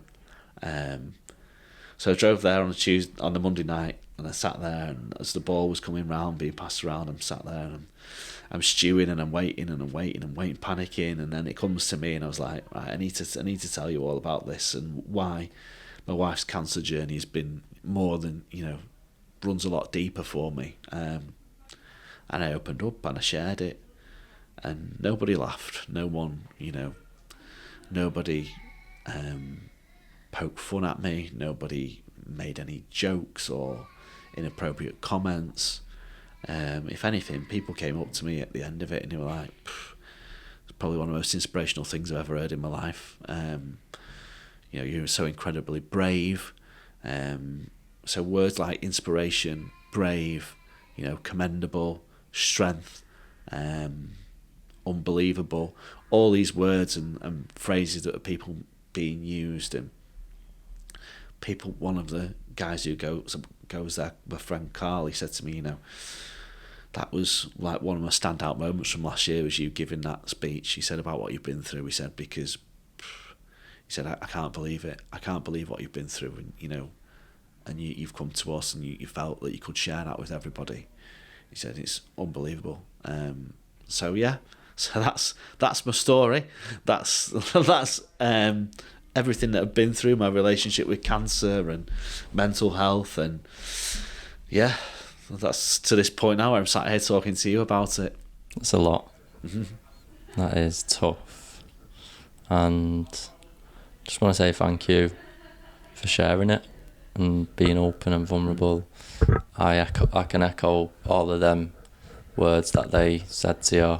It takes a lot of strength to be vulnerable, and when you step into this room, essentially you're not just telling me, you're telling all the audiences at home as well. And I think sharing stories like this is really important, because there might be someone, there's probably not just one person, there's probably a lot of people going through what you went through, or people have been through that as well, and by you speaking up and being honest about your story, you're a representation of that, and they can really connect with that and go, maybe I should share my story. So what you're doing, I really appreciate it, and like I said, it takes a lot of courage, because it's hard to tell a lot of that, what you've just said, and I know that by how emotional some of that the story was. It goes all the way back to you being in school, and it feels like you've carried that weight since then, and more weight's piled on, and you got to this point where it was just too much, that weight. But I think you've done the right thing by going to Andy's Man Club and speaking, and that's obviously gave you an avenue where you feel like you could release that.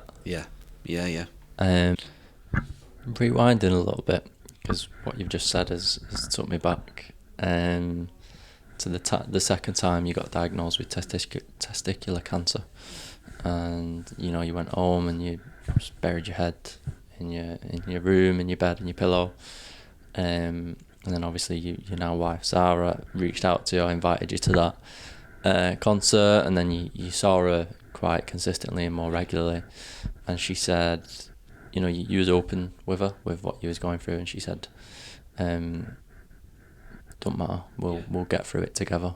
What did that mean to you at the time? Because you obviously had all these thoughts about, I'll never have a girlfriend, maybe, or I don't want to date because I'm dealing with all this. Yeah. I feel quite shameful and embarrassed, or whatever them words are that you connected with. What did that mean to you when she said that? It meant everything. She is the most inspirational person I've ever met in my life. And I think back to those times, she was 24 at that time. When I was 24 years old, I was falling out of nightclubs, you know, going on lads' holidays, you know, generally just being a pissed up idiot. Yeah. For her to have that level of maturity and emotional intelligence at that age, you know, to even entertain a lad who was going through that, you know, I ballooned in size a lot. I used to pride myself on my hair being on point, you know, being in good shape, and all that went out the window, you know. Balloon in size, I lost all my hair, lost my eyebrows, my eyelashes, I had no stamina, you know, I couldn't do anything pretty much. We'd go on like little dates here and there, go out for meals. And I remember going to a restaurant in, I think it was probably was it in Hale Barnes? Went out for a meal once, and we sat there, and they put us right in the middle of everybody, and I was in the midst of me chemo at that time, and I just felt like everybody was staring at me. You know, Zara was, you know, there with me, and she obviously looked very beautiful, and I just looked like I looked like a cancer patient. And I said, you know, can we move? Can we move? So we moved, and we sat in the corner, and you know, that went by. But she didn't see me as that. She never saw me as that. She accepted me for who I was, and she made me realise that, you know, when you love somebody, it's about the actual spirit of that person, and it's what's within. It's not, you know, what's on the outside. It's about loving somebody for who they are, and not what they are and what they look like or how much money they've got or anything like that. And she's unbelievable. I have to pinch myself when I think of it, you know, that what I've got now was down to, you know, my own determination as well to get better. But she gave me like a light at the end of the tunnel, because if I'd have just gone through that experience on my own, don't get me wrong, you know, my mum and my dad in particular was fantastic with me at that time, in terms of lifting my spirit and taking me out, and he was there all the time helping me, but she gave me like something to aim for and something to be better for, and I can't even put into words how important that was looking back now. So when she was going through it, I knew that I needed to repay that, you know, and be as strong as possible for her. How important is it to have like a good woman by your side? Oh, it's everything, mate. Everything. I sit at the groups on a Monday night, and I hear a lot of like lads who struggle with like relationships, or they've not got a girlfriend, and how the impact that has on them, being single and being on their own, and you know, dating apps, and it's not worked out for them. I would hate to be in that position now, because I hear men struggling with it every single week, and how much they depend on that for their happiness.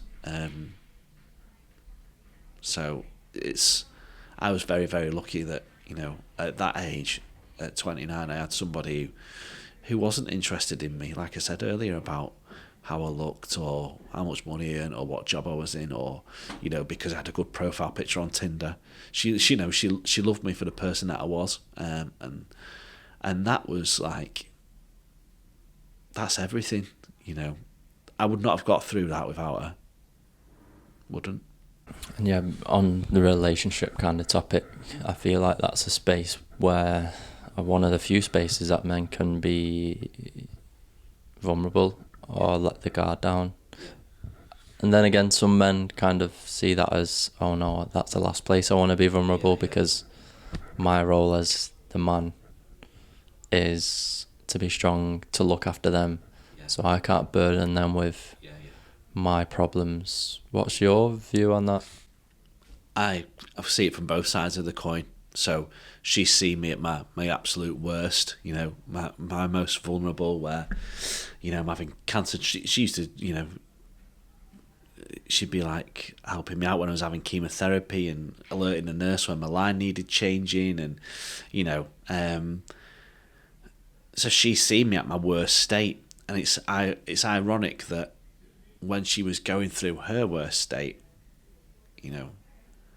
I almost, and even when she recovered and she started going back to work, I couldn't be vulnerable with her, because I knew that she had a lot on her plate, and I knew that why I thought all I'm going to do is add to that and make her more, put more pressure on her. But looking back now, what I didn't realise was that by not talking to her, I was actually doing worse. So she's feeling the brunt of that. She's feeling the brunt of that I'm stressed, or that I'm worried, or I'm depressed, because my actions change and how my behaviours change as a result of that. I'm short-tempered, and she can see that, but me, again, not wanting to open up because I'm thinking that I'm burdening her. But ultimately, we're burdening our loved ones anyway because of the way that we're behaving, and then they start to worry about you, and they start to think, well, what's going on inside his head, and you're not talking, and you're not helping them out. And it's such a cliche, but I hear it every single week. I don't talk to my loved ones because I don't want to burden them. They know. Women are very intuitive. They know when you're going through things. They know when your behaviour changes. They can feel it energetically as well. And like you say, your behaviour is probably out of character if you're not feeling great mentally. So they can see it. So let them in. Let them know what you're going through. Easier said than done, because what am I sat here just talking about it? But I don't know how do we encourage that? I don't know. It goes back to that old societal pressures around. And what's the role of the partner or the woman to facilitate that? Because ultimately it's got to be a safe space. If you open up and she's like, get on with it. When we've done the engagement tables, and we're doing it again this weekend, when we've done them, we've had women come up to us and saying, my husband's in a really dark place, how can I get him to come to you? He won't talk to me. And it's probably one of the most asked questions to anybody in Andy's Man Club, because it's the loved ones who are identifying that and they're seeing that they're struggling. So how do you then encourage them? It's a real challenge, because again, that's one of the that's a huge blocker, isn't it, for a man? I can't be vulnerable to my wife because I don't want to burden her. I can't be vulnerable in front of my children because I don't want to worry about me. So therefore, I'm just going to keep it all to myself and carry on. Doesn't work. No, doesn't work. It bubbles up, like you say. Anger's a secondary emotion, so it's when you're not letting yourself feel sadness or whatever it is, it builds up, and then as you experience it, erupts, implode, explode, whatever it is. Something I've started doing on the podcast is it's almost like a struggling segment. So the purpose really is, I want it to be real. I don't want it to sit here and talk about how great we're all doing, and social media often depicts that. So it's a segment where we will share something either we're currently struggling with or we've struggled with in the past. So for example, the last couple of times I've shared that I struggle with comparing myself to other people, and then people not supporting the work that I do, or as I see support online, if you like, if someone's not sharing it, someone's not liking it, I'm putting a lot into this, I feel like it's good work, and then someone doesn't support it, and then I really struggle with that. So would you like to share something? Share something that I'm struggling with in a minute. Or have struggled with in the past? I struggle with there's a few things. So my previous background is in retail management. In 20 years, the best part of 20 years being in retail management. And when you've done that for such a long amount of time, you're the one who sets the standard. You're the one who does the promoting, the hiring, the firing. You're the one who's ultimately accountable for everything in that shop, or from a team management perspective, accountable for everything in your team. People come to you with you've got to find the solutions. You've got to empower people. You're constantly spinning plates. You're constantly on the go. But you're in that position because you enjoy being in that position. And you've got a massive influence. You can influence everyone's behaviour in the shop. You can change things if it doesn't work. You can move people around. I changed my career when I was everything we've been through with Zara, and I'm no longer in a position where I have that authority or that power or that influence, and that's something that I struggle with daily. And I feel like, even down to when I first started working there, I was like, an hour for my dinner? I can't take an hour for my dinner. I'm used to having 10, 15 minutes and then back on. Seeing people stood by the kettle. Why are they not working? How long have they been stood there chatting? And that shifting cultures and workplaces, from working in an office now to working in a retail environment where it's 150 miles an hour. I really struggle with that. I struggle with finances as well. Money. So I've gone from having a significant amount of disposable income to literally nothing every month. And I think to myself, what more can I cut back? What more can I do to try and make my money go further? And it's impossible, So having gone from, that and then struggling with finances, which is something I've never had to struggle with. That's probably the two things that I struggle with the most.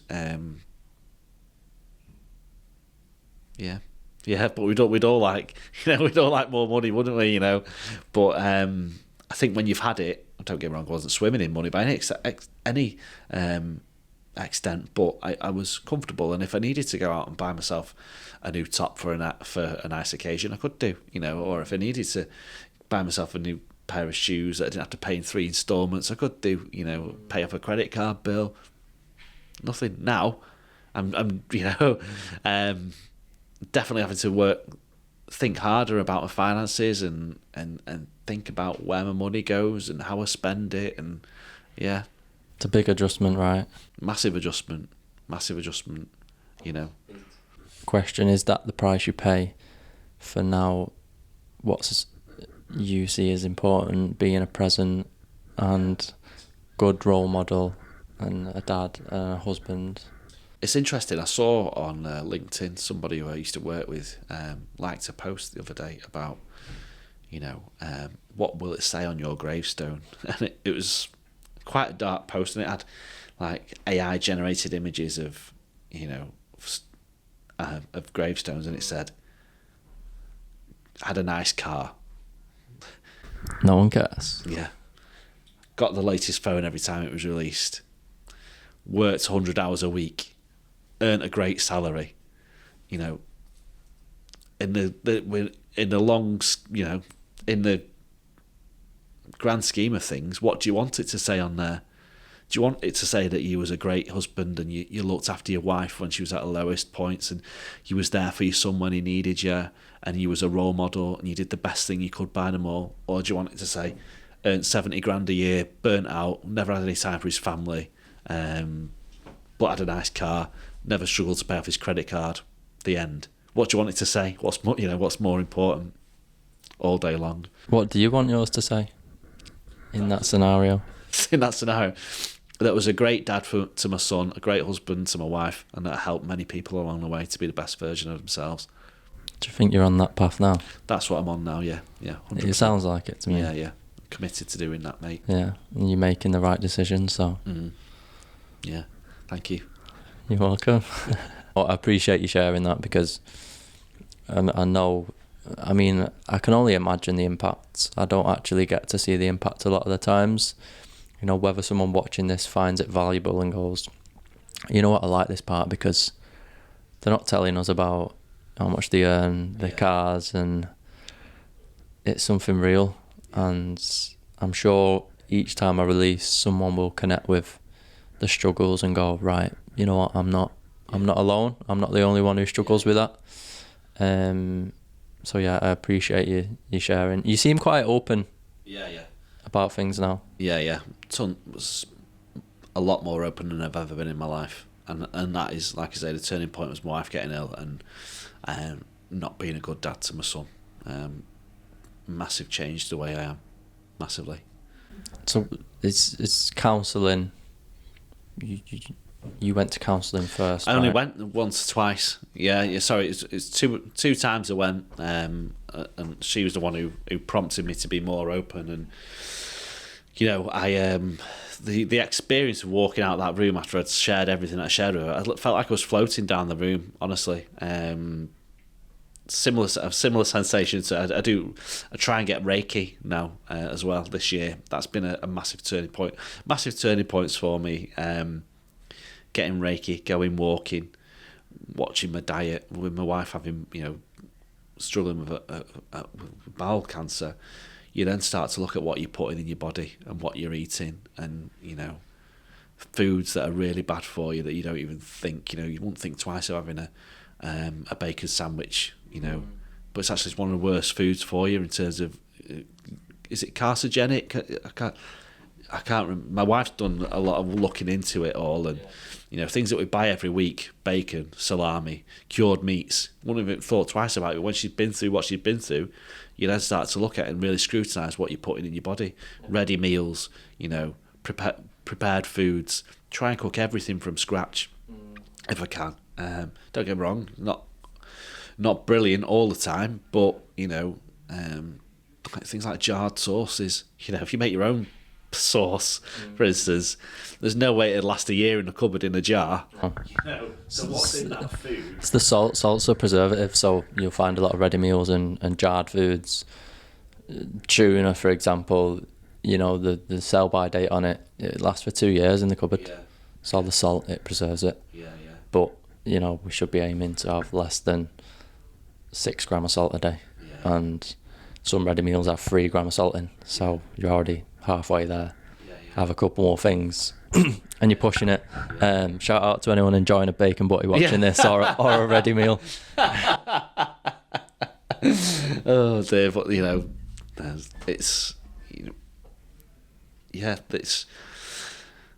it really makes you think about your life's choices, and that's not just from a perspective of not having enough time. That's about everything from what you do with your money, how you were interacting with people, your behaviours, what you're putting in your mouth, what you're drinking. So I've not drank alcohol for it'd be 9 months now. I don't ever see myself going back to it either. No, alcohol's a carcinogen. Is it? Yes, on the same level as asbestos. Is it really? Bloody hell. It just so happened we went to a friend's house last year, and I was drinking with them till about 3:30 in the morning, and I was so bad the next day. Didn't have time for Lewis. Really short-tempered. Took me about a week to get over it, but also my mental health was like in the gutter, and I thought, this isn't good for me. This, I can't do this anymore. And I thought, I'm just going to give it up, see how long I go. And now I've got no intention of ever going back to it. Yeah, and I mean, I don't. I'm laughing because the last episode was basically felt like me slating alcohol. And I don't drink. I don't know if I'll ever drink again. It's not a part of my life, and I'm absolutely fine with it.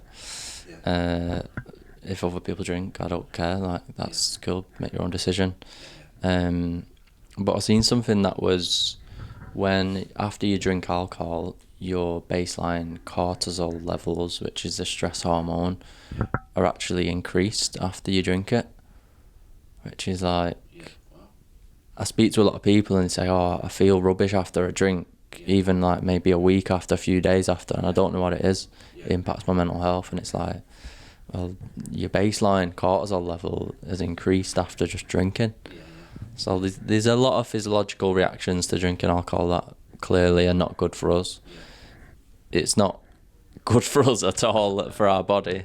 So I understand why people make a conscious decision not to drink. But, you know, since I've stopped drinking now, I like going to the supermarket at Christmas time. It was cheaper to buy a crate of, like, Corona than it was to buy a crate of water. And I was like, it's... Backwards.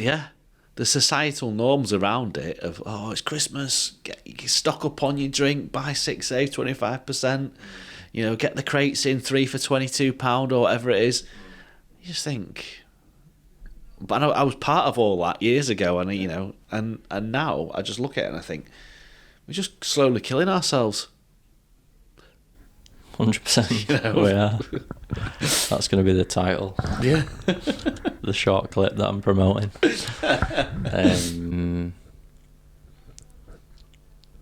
What's next? What's next?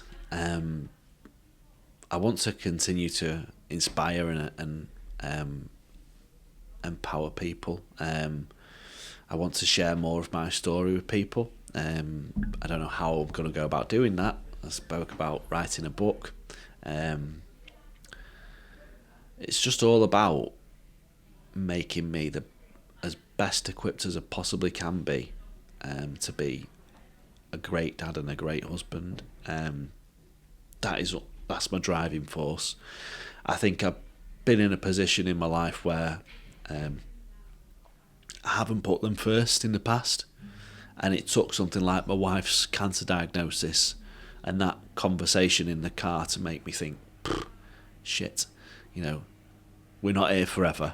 You know, this is life, and it's. I always think to that quote from Rocky Balboa, the film about no one hits as hard as life, and I've got that on my wall in my front room, and you know, it's about taking the hits and keep moving forward and keep showing up regardless of what life throws at you.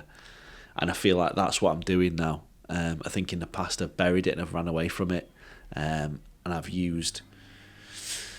hidden behind various, you know, things, so I don't have to face up to it or I don't have to talk about it. But my goal now is to help as many people as I possibly can, and by being open, vulnerable, honest, compassionate. If I can achieve, you know, if I can help, if me talking like this can just help one person, then I've achieved what I want to achieve. Because, you know, there's men up and down the country who are being diagnosed with testicular cancer every day. There's men there that are having those same thoughts that I had, those same worries. And I look back to my time now, and I think to myself, if I'd just known of one person that I could look towards that had been through what I was going through, and I could talk to that person or I could hear that person's story, that would have made a huge difference to me at that point in my life. And instead, I was alone in my bedroom, you know, contemplating life, thinking my life was over.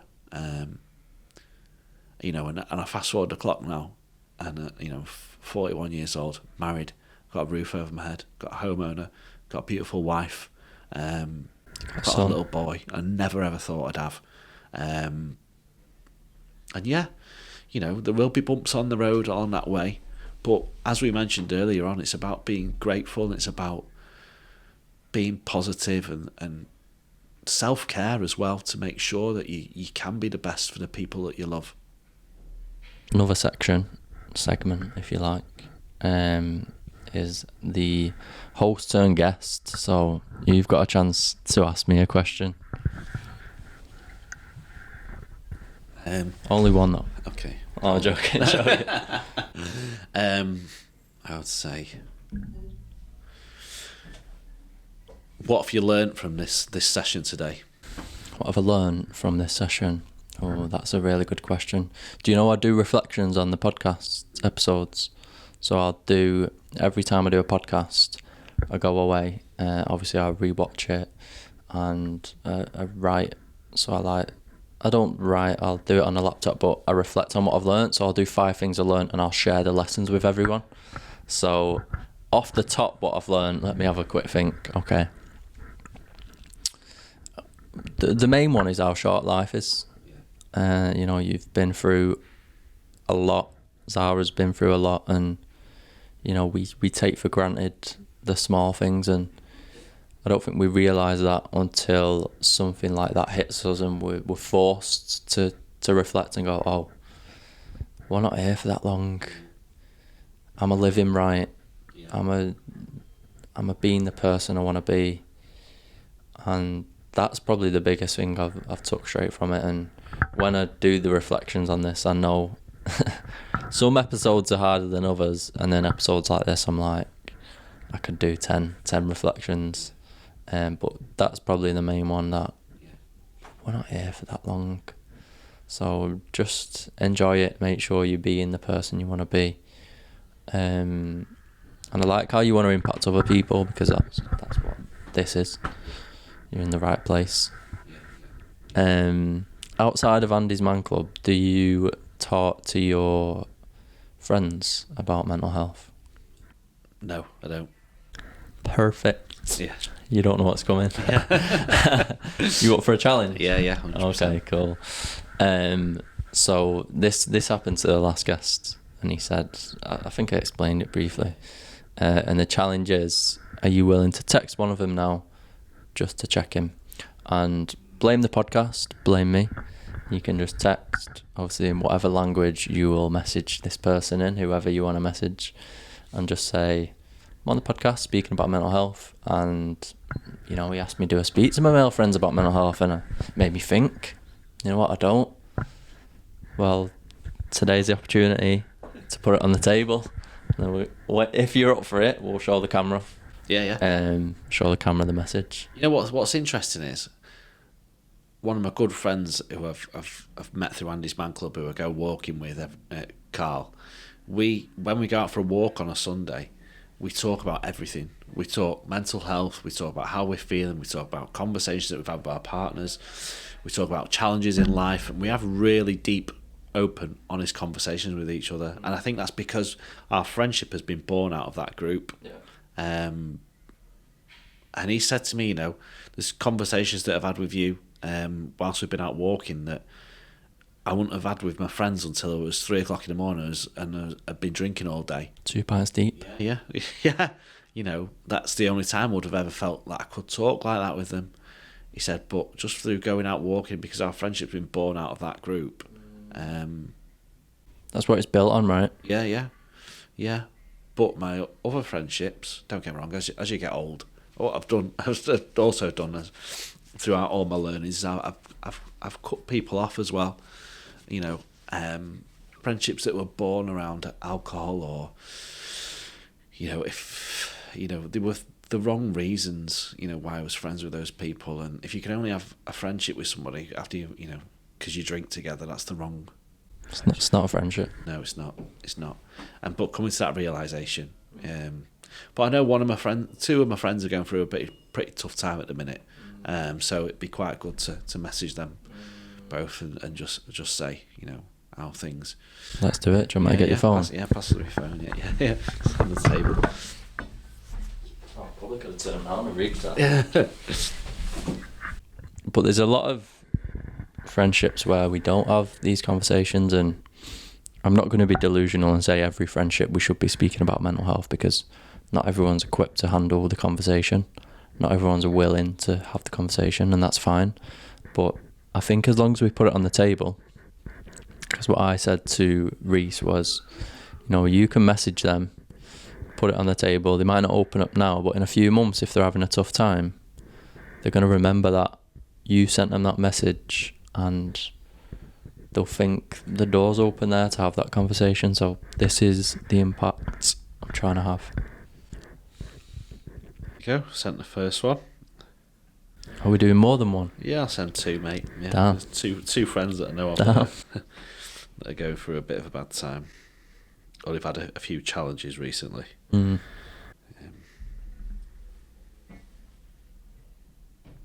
There you go, done. Sent them both. I'm gonna show one to the camera. Like personal details will get blurred out. Yeah, yeah.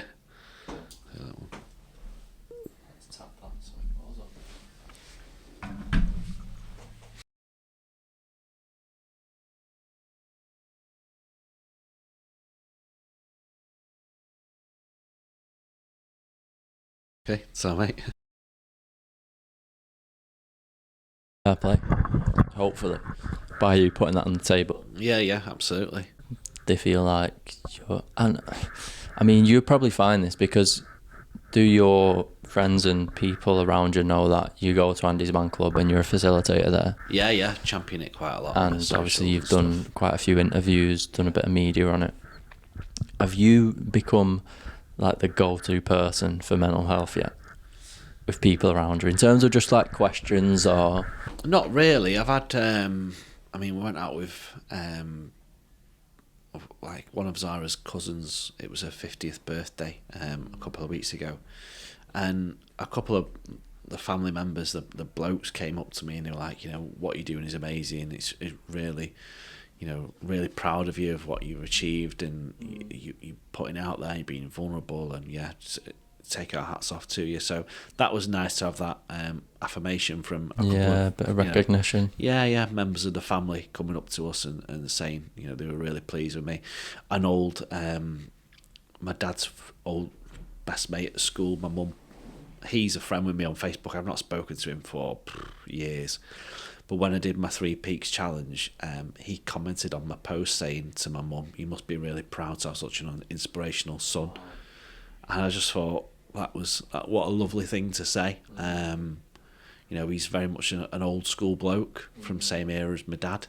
And to say that, and I've not spoken to him for years, it just really stood out to me. I'd like more people to talk to me about mental health and more people, but it's not for everybody, and it's a choice at the end of the day, and they've got to come to that conclusion themselves. It took me to be banging on my neighbour's wall at 11 o'clock on a Thursday or Friday night to realise that I was in a very bad place and I needed help. So that was my point. So there's a point for everybody.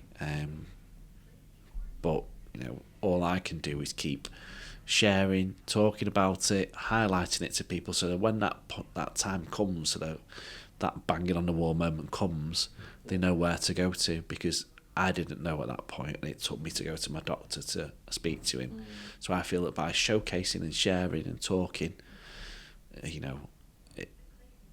it's a good thing, because it's letting them aware. And if through me they know that there's support for them out there if they need it, then I've done what I set out to achieve. Because I don't ever want anyone to feel like I felt, and if I can mitigate that for friends and family and people who know me, then like I say, that's mission accomplished for me. So you're being the person you needed. Yeah. Pretty much. Yeah, absolutely, yeah. If at that point I would have known somebody who was like that, I would have known where to turn to. So I'm just making people aware, raising awareness through telling my story and sharing my things, that it is okay to talk, and it is okay to be vulnerable. Yeah. And I was going to ask you, what advice do you have to someone who's maybe scared to reach out? But what I'm going to ask instead, what advice would you give to someone who is scared to share their story because they feel they're going to be ridiculed, they're going to be made fun of, it's going to become into a joke? What advice would you give to that person? I think ultimately what I felt very much alone during those times, and it's only took me to the age of 40, 41 to realise that I'm not alone. And it is okay to talk, and it is okay to speak out. And there are groups out there that will help people, whether it be 2 Pints Deep, Men's Sheds, or Andy's Man Club. There are avenues, and you'll connect with people through those avenues. So don't be afraid. Don't feel like you're in your bedroom and you've got nowhere else to turn to. And it's about promoting hope, because those feelings, they only last, like they're a snapshot, and you will come out the other side of that. What these charities are and what Andy's Man Club is the Hope Foundations, to inspire people to feel like they belong and that they've got a place where they can talk, and that they're giving people just that little bit of a light at the end of the tunnel, or what can feel like a very dark tunnel. That there are safe spaces, and that's the other thing, is it's about creating a safe space. The pub with your mates isn't necessarily a safe space, nor has it ever been a safe space. But a Monday night between 7 o'clock and 9 o'clock with people who've all been on that mental health journey, and are all empathetic and non-judgmental, that is a safe space. And it's one where you can talk and you can open up to people. So yeah, don't give up, and just be aware that there is hope, and there's people out there who will welcome you with open arms, and will want to see, will want to help you. Ultimately, we wouldn't be, myself and all the other facilitators at Andy's Man Club, we're all volunteers, we all do it in our own time, and we all want to help other people and encourage other people to open up and talk, because once you've said it and once you've talked about it, it's like lifting a weight off your shoulders. And I always say that I feel that by saying what I need to say or getting things off my chest, I'm holding myself to account. So if I go on a Monday evening and I say my plan is to come off all social media by the end of the year because I've realised that it's toxic and it plays a big impact on my mental health, I know that by the end, everyone in that room knows that I've said that. So if I'm still on social media pissing about on Instagram at Christmas time, well, actually, Paul, bit of accountability there. In April, you told us that you weren't going to be doing that. So, so I feel that I'm in debt then to those people to do that.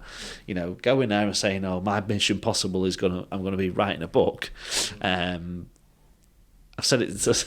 Better get writing. Yeah. I need to get right. I've got a title in my head. I know what it's going to be, and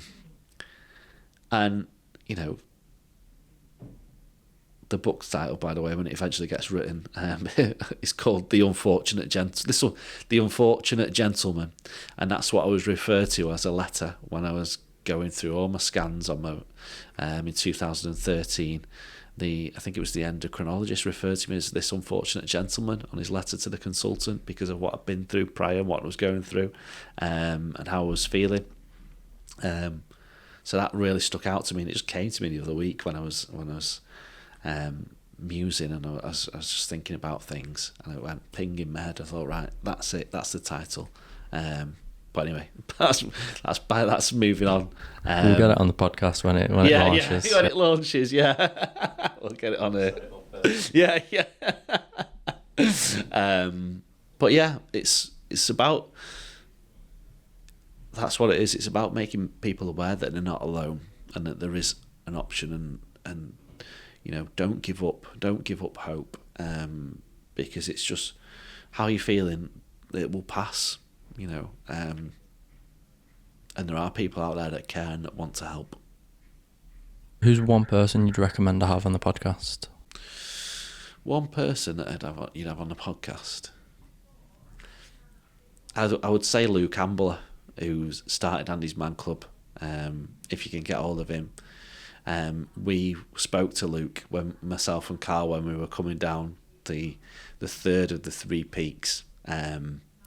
And he stopped. He saw my friend Carl's got this logo tattooed on his leg, and Luke saw it as he was walking past us, and he stopped and he walked with us for about 10 minutes, just talking, asking us how we were, talking about the club.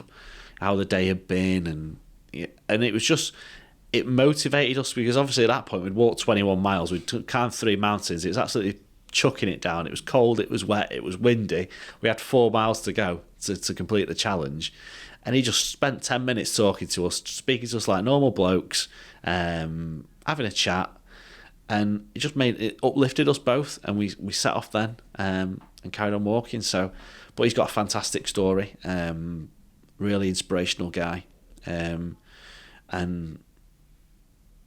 yeah, what he's achieved through starting a club in Halifax with 8 people attending to what it is today, and what he wants it to be, is brilliant.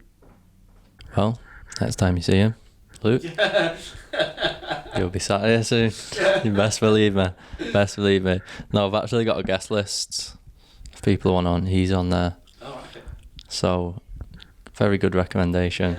Any more recs before we wrap it up? Any more recommendations? No more. Okay, cool. Right, all I want to say, big thank you for coming and having a chat with me. I appreciate you sharing your story. Really enjoyed it. I think it's going to help a lot of people. Yeah. So great stuff. Thank you. All right, mate. Thanks a lot. Cheers. Thank you.